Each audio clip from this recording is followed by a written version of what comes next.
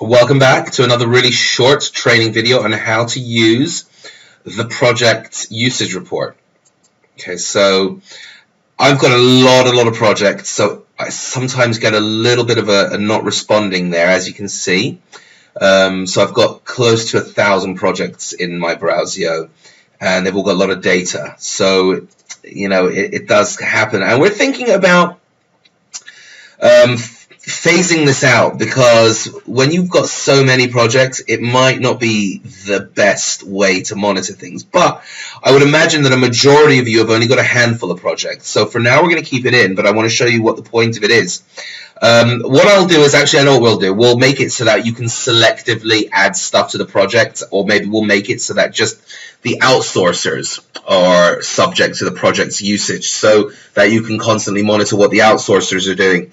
But the fact of the matter is when you've got so many projects, it becomes a little bit moot, right? So it's very hard to monitor them. So I know exactly what we're going to do. So this is how it works. It's very simple. It just reminds you with a pie graph what projects have the most amount of usage, right? So I wouldn't really focus this on tier 2s, but definitely tier 1s. And that's exactly what we're going to do. We're going to have a little setting in the settings to add each project, whether it's a tier 1, into the project's usage tab. So that, number one, you won't get those crashes, because with over 1,000 accounts in here, it's a little bit top heavy, right? So when you're opening that amount of accounts and it's basically trying to read through the usage for over 1,000 accounts, it's inevitable that you're going to get that kind of a mini kind of a crash. But it's not a crash, it's just hang on a minute, there's a lot of data here, let me think. Okay, so, and it's just exactly that. It's there to show you which accounts you've been neglecting. So you can see I've got a lot of accounts here that are dominating. The ones that are tiny little lines here, look, 0%, 0.001%, only this 7%, right? Yeah, we know her.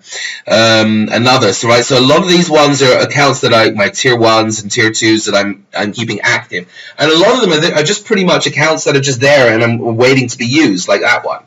And it just messes up the graph. So the point of it is it shows you the amount of actions that you've had and done. So the total amount of days used. So this one is 20 days and 16 days and 7 days and 40 days and so on and so forth. So it tallies up the actions and it breaks it down, and it shows you it down here as well. And you can even have a very detailed report, and it'll show you the exact pages per date that you've gone to, right? And it does it per day. So this is awesome for the outsourcers, so you can monitor exactly what they're doing.